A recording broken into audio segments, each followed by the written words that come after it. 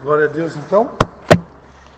Vou convidar vocês, então, a abrir a Bíblia no Evangelho de Mateus, capítulo de número 16.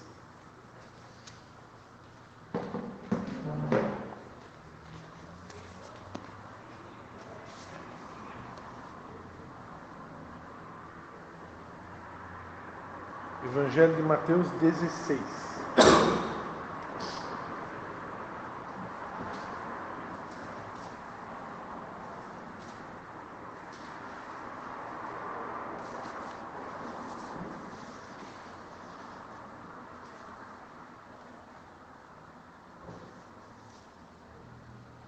Todo mundo achou aí?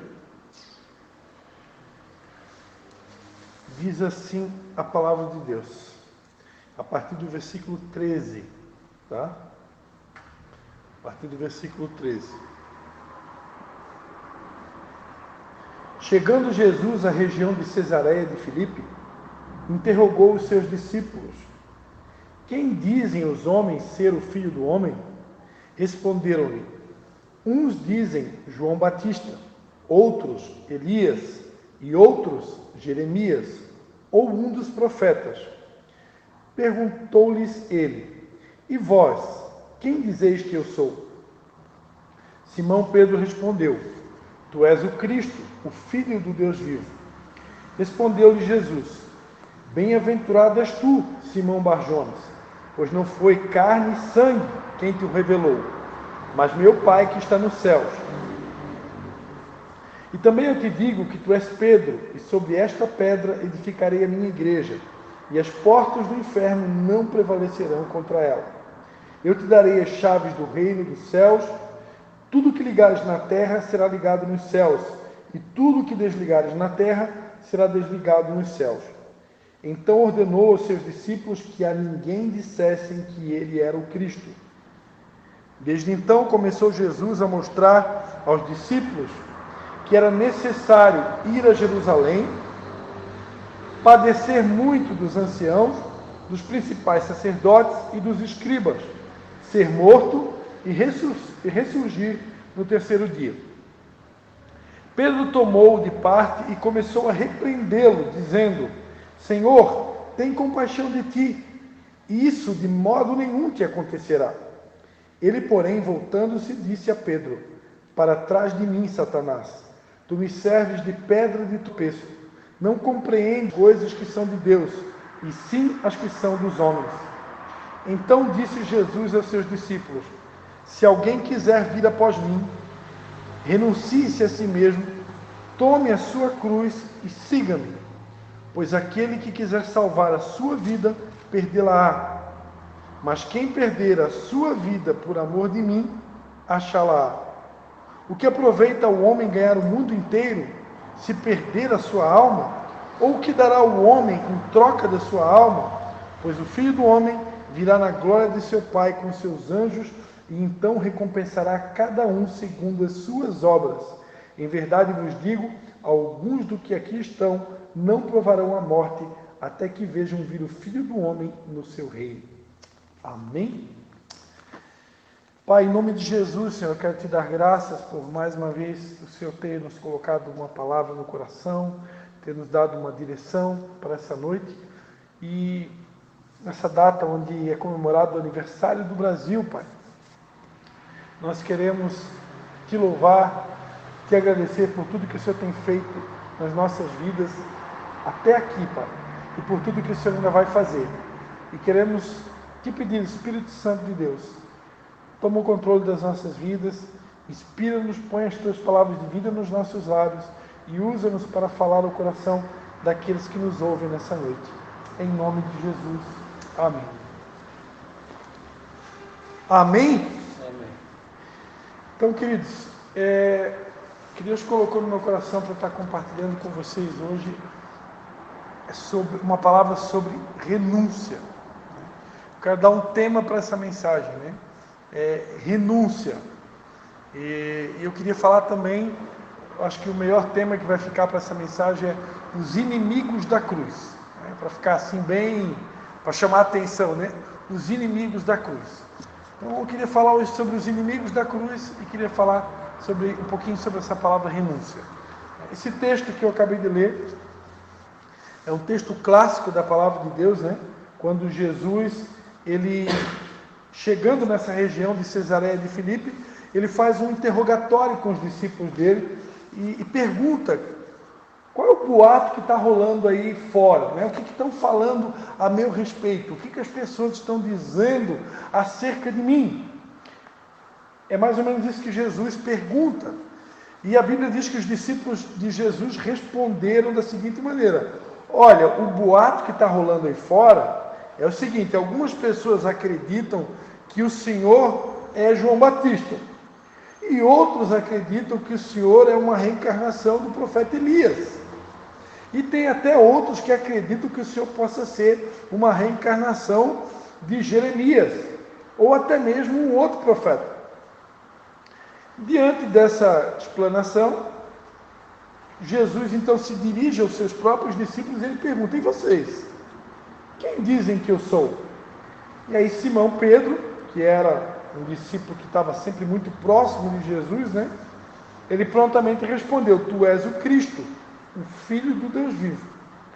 Quando Pedro respondeu que Jesus era o Cristo, o Filho do Deus vivo, Jesus disse: bem-aventurado és tu, Simão Barjonas, porque não foi carne nem sangue que te revelou, ou seja, aquela revelação que ele teve que Jesus era o Cristo, o Filho de Deus, aquilo não vinha da carne dele, né, da sua natureza humana, terrena, mas era o próprio Pai, na pessoa do Espírito Santo, que até então não tinha sido derramado ainda, né? O Espírito Santo foi derramado no dia de Pentecostes, mas o Espírito Santo, ele já atuava na terra, né? O Espírito Santo, ele está dentro de nós hoje, mas ele também tem o poder de influenciar de forma externa, né?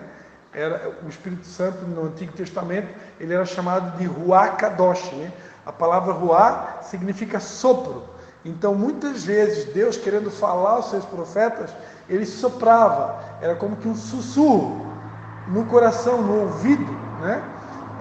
Das pessoas que Deus quis comunicar. Então, Jesus aqui disse: olha, Pedro, você recebeu um sussurro do Ruach, você ouviu o Pai, foi o Pai que te revelou, né? Isso não procede de você, meu Pai é que está revelando para você que eu realmente sou aquilo que você diz que eu sou.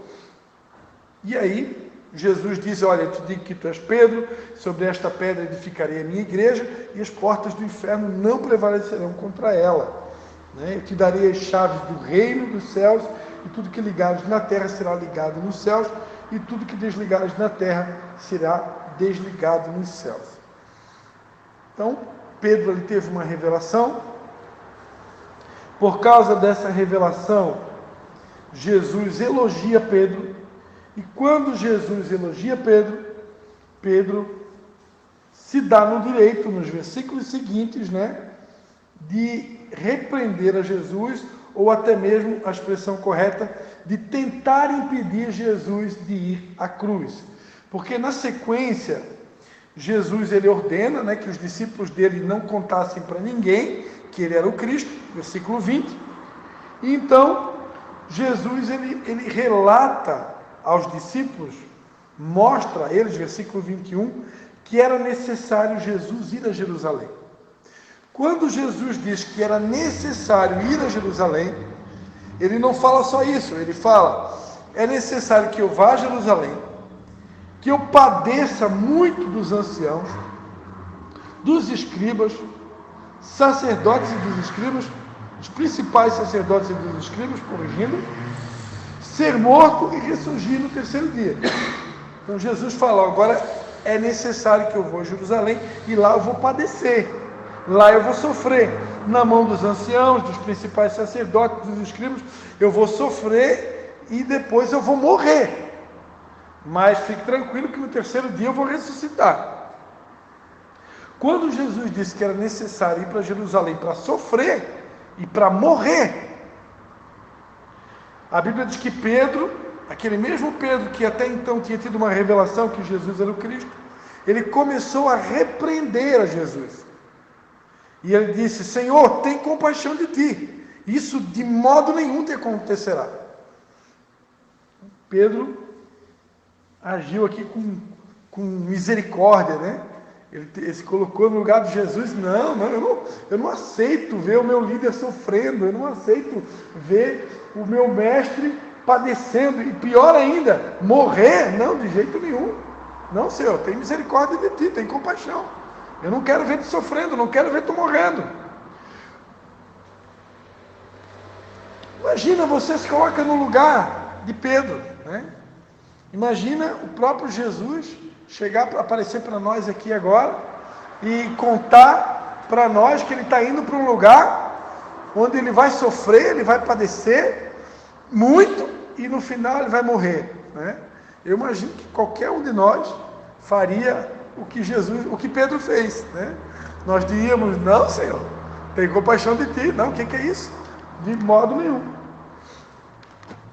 E a gente acredita que se a gente desse esse tipo de resposta para Jesus, ou dialogasse com Jesus nessa direção, nesse sentido, a gente acredita que Jesus, de repente, ia passar a mão na nossa cabeça, dar um abraço na gente, um beijo.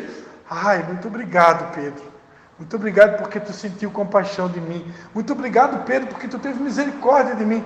Muito obrigado, Pedro, porque tu teve empatia de mim. Tu se colocou no meu lugar e tu pensou: eu não vou deixar o meu mestre sofrer isso tudo, eu não vou deixar ele morrer.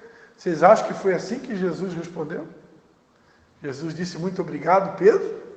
Jesus, pelo contrário, Jesus disse: para trás de mim, Satanás, tu me serves de pedra de tropeço. Não compreendes as coisas que são de Deus, e sim as que são dos homens.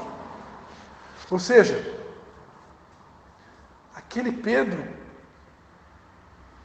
quando ele foi elogiado por causa isso foi uma revelação que Deus me deu há muito tempo atrás, né? O perigo dos elogios, né? A Bíblia diz que o homem é provado pelos elogios que recebe.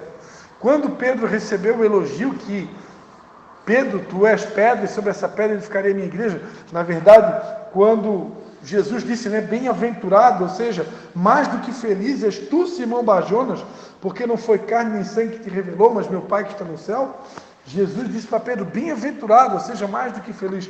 Quando Pedro recebeu esse elogio, por causa da revelação que ele teve de Jesus como sendo Cristo, ali Deus mostrou para mim que o ego dele se inflou. E porque ele se inflou, ali ele deu acesso ao inimigo. Ele deu brecha para que o inimigo entrasse na vida dele, para que o inimigo exercesse influência sobre a vida dele. Satanás, não necessariamente ele precisa nos possuir para poder nos influenciar, mas ele tem o poder de nos oprimir, né? Influenciando a nossa alma, os nossos pensamentos, quando há uma brecha, quando há uma legalidade, quando há um pecado. Vocês já aprenderam isso, né, no pré-encontro. Então, Pedro deu uma brecha aqui. Qual foi a brecha? Quando ele recebeu o elogio de Jesus, o ego dele se inflou. Opa, eu sou Pedro? A igreja vai ser edificada sobre a minha vida? Uau! Tive uma revelação, Jesus é o Cristo. Uhul! Né? Ali ele se inchou. E porque ele se inflou, ele já se achou no direito de querer dar ordens para o seu mestre. Ele já se achou no direito de tentar impedir Jesus de seguir o caminho da cruz. E porque ele tentou impedir Jesus de seguir o caminho da cruz, ele não ganhou elogio, ele não ganhou carinho, ele não ganhou beijo, ele não ganhou conforto, ele ganhou uma repreensão severa.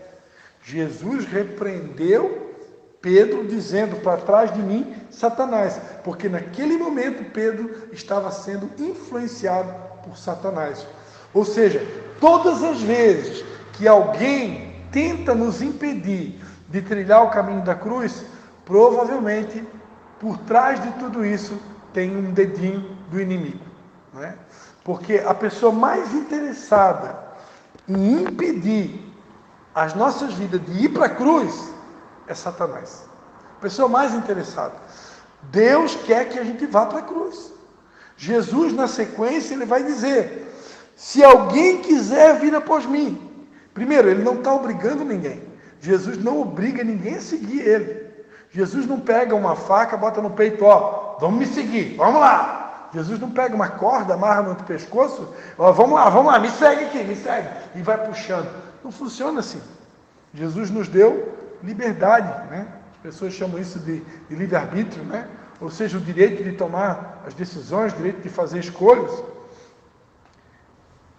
E, por causa disso, ele diz, olha, se alguém quiser, não é obrigatório, mas se alguém quiser vir após mim, né, me seguir, depois de mim, após mim, renuncie-se a si mesmo, tome a sua cruz a cada dia e siga-me. Porque aquele que quiser salvar a sua vida, vai perder. Mas aquele que perder a sua vida por amor de mim, achará.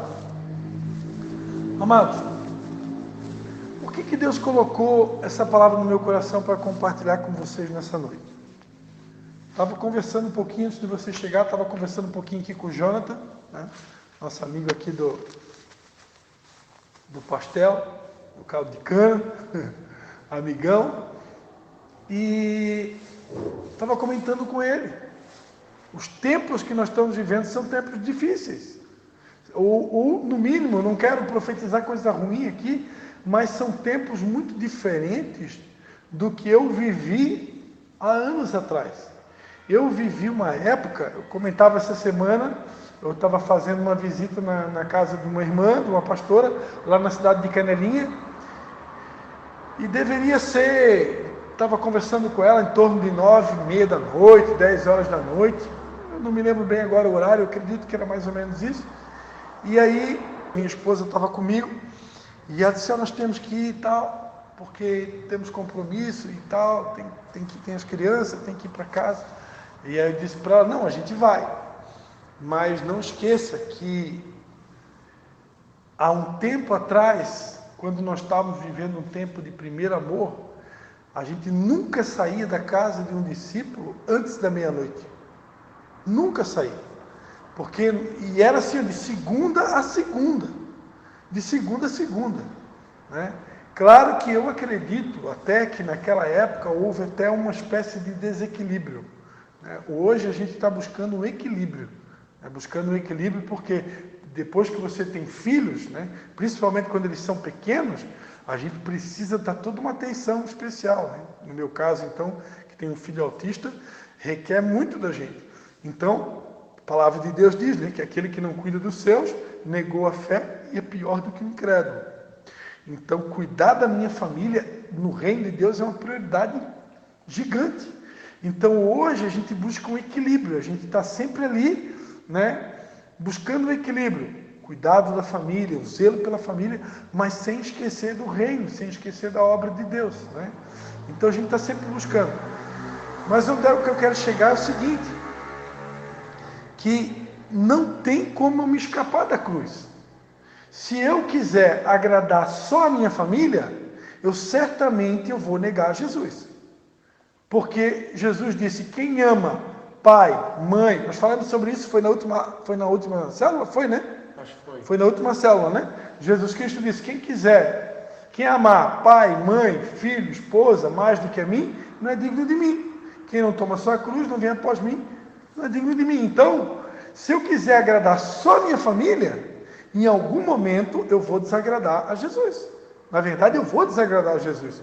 Por quê? Porque se eu quiser só agradar a família, aí eu não tenho tempo para evangelizar ninguém, eu não visito ninguém, eu não faço a obra, eu fico só em função da minha família, eu não estou agradando a Deus, pode ter certeza. Pode ter certeza que está incompleto isso daí. Se eu ir para o outro extremo, só fazer a obra de Deus, evangelizar, trazer as pessoas para a igreja, falar do amor de Deus, né? Pregar o evangelho na minha empresa, no meu trabalho, na escola, em todos os lugares, né? Mas aí eu fico até meia-noite, todo dia na casa de um discípulo, evangelizando, pregando o evangelho, meu colega de trabalho, estou lá pregando, só que aí a minha esposa não tem tempo para ela, meus filhos estão abandonados, aí eu fui para o outro extremo, né? Perigoso também, muito perigoso. Né? Então o que Deus quer de nós é um equilíbrio. Agora, eu não posso pender só para um lado e nem para o outro. E eu não tenho como escapar da minha cruz. Se eu estiver fazendo a obra do reino de Deus, evangelizando, pregando, servindo, fazendo obras, eu vou desagradar pessoas. E muitas vezes essas pessoas vão ser a nossa própria família, como a gente pregou aqui na última sexta-feira. E não tem como escapar disso, porque essa é a cruz. O que é a cruz? A cruz é negar a minha vontade para fazer a vontade de Deus. Essa é a cruz. A cruz não está ligada à doença, a cruz está ligada a negar a minha vontade. Agora, se eu não estou negando a minha vontade para fazer a obra de Deus, para fazer aquilo que Deus ama, então eu estou andando na terra sem cruz.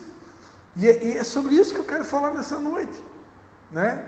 Será que eu não posso me tornar um inimigo da cruz? Eu tenho que ser um amante da cruz. Eu tenho que ser alguém que aceita a cruz. Se eu preciso prestar atenção e olhar para dentro de mim, se o evangelho que eu estou seguindo, ele tem cruz. Porque se tem cruz, tem desconforto.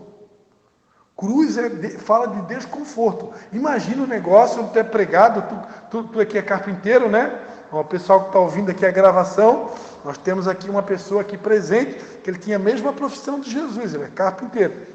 Tu imagina tu pegar um negócio de madeira enorme, pesado, né? E tu entende de prego, né? Segundo a tradição, Jesus não recebeu pregos, eram cravos. Né? O cravo era um tipo de uma estaca, que era fincado, né, segundo os historiadores, no pulso aqui, é um lugar onde tem aqui uma, como é que chama? Um nervo, né? Um nervo aqui que dá sustentação para todo o corpo. Então, os cravos, eles eram fixados aqui nos pulsos, né? Imagina se fosse um prego na palma da mão, como a gente vê em alguns filmes, né? Aquilo ali ia rasgar tudo e Jesus ia cair no chão. Então, não, eram cravos e eles eram fixados aqui no pulso, né? Aqui num lugar, no intervalo que tem aqui. E aquilo ali que sustentava. Agora, sustentava Jesus ou qualquer pessoa que estava sendo crucificada. Agora, imagina, você com 2 cravos pendurados numa cruz e mais outro nos pés, né? E você ali, agonizando ali durante horas naquela posição. Imagina que conforto que tem. Qual o conforto que tem a cruz? Nenhum. A cruz não tem. Eu vou pegar aqui, vou puxar minha mão esquerda para dar uma coceirinha, uma coçadinha nas minhas costas aqui, porque como é que chama um bicho aí que morde aí, uma butuca, um maribondo, né, um besouro, pousou aqui, né, eu vou dar uma coçada. Não tem como coçar, tua mão está presa. A mão direita também está presa. O pé, vou esticar a perna aqui porque tá dando câimbra aqui, sabe? Está dando um pouquinho de câimbra na minha perna esquerda. Então eu vou dar uma esticada aqui para ver se relaxa um pouco. Não tem como, porque está pregado também. Então a cruz fala de desconforto. Só que o que acontece? A nossa alma, a nossa carne, ela ama conforto. Nós amamos o conforto. Se a gente está cansado, a primeira coisa que a gente quer, uma cama, né? Sentar numa cadeira. Eu acabei de chegar ali no Jonta, ganhei um caldinho de cana, né? É maravilha, a gente ama essas coisas, os prazeres do mundo, o conforto. Só que o conforto é perigoso, porque muitas vezes o conforto ou o excesso de conforto, ele pode indicar que eu estou negando a cruz, eu estou fugindo da cruz, eu estou querendo um caminho fácil. E não se iludam. O verdadeiro evangelho, ele tem cruz, né? Não é insuportável ao ponto da gente não conseguir carregar. De vez em quando a gente escuta alguém reclamando e murmurando e dizendo: meu Deus, porque minha vida é um inferno, porque eu não aguento mais essa vida, porque é tão difícil. Opa, para por aí. A palavra de Deus diz que Deus não dá fardo ou provação maior do que a gente pode suportar. Embora tenha cruz, Deus nunca permite a gente ser provado ou tentado. Satanás nos tenta, Deus nos prova, além das nossas forças. Agora, que tem cruz, tem. E se não tem, está errado. Se não tem cruz, se eu não sofro mais nenhum tipo de perseguição, ninguém me critica, está tudo bem no casamento, está tudo bem na empresa, está tudo bem na escola, está tudo bem com os filhos, está tudo bem com o meu pastor, está tudo bem na igreja, está tudo bem em todo lugar. Opa, vigia, perigo. Porque Jesus disse: ai de vocês. Jesus disse, não é o apóstolo Cristo, Jesus. Ele disse: ai de vocês quando todos disserem bem a vosso respeito. Então, quando está tudo muito bem, todo mundo elogiando, toma cuidado. Isso é muito perigoso, porque o evangelho de cruz vai fazer, o evangelho genuíno vai me levar por um caminho onde eu vou experimentar solidão, eu vou experimentar rejeição, eu vou experimentar desprezo, eu vou experimentar crítica, eu vou experimentar desconforto. É isso que significa. Jesus disse, eu estou indo para Jerusalém, eu vou padecer na mão dos anciãos, dos principais sacerdotes, e eu vou morrer.